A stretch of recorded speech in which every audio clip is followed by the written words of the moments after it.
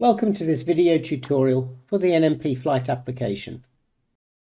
The learning objective of this tutorial is to explain the link to the Eurocontrol Mirror tool. Mirror is an operational decision support tool created by Eurocontrol. It displays a sequence of flights for each aircraft. So if I take one flight from the flight list, and in the second glance there is a link underneath the mini map to the Mirror tool.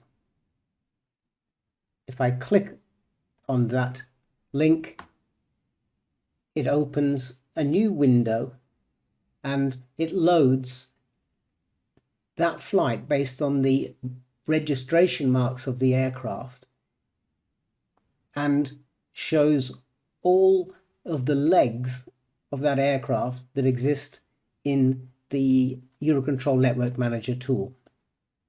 This tool is separate from the NMP flight application and requires a separate access request from you.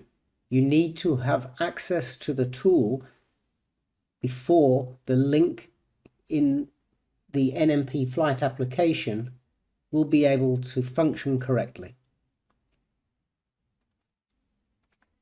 That's all for this tutorial. Thanks for watching, and please leave a comment if you have feedback for us.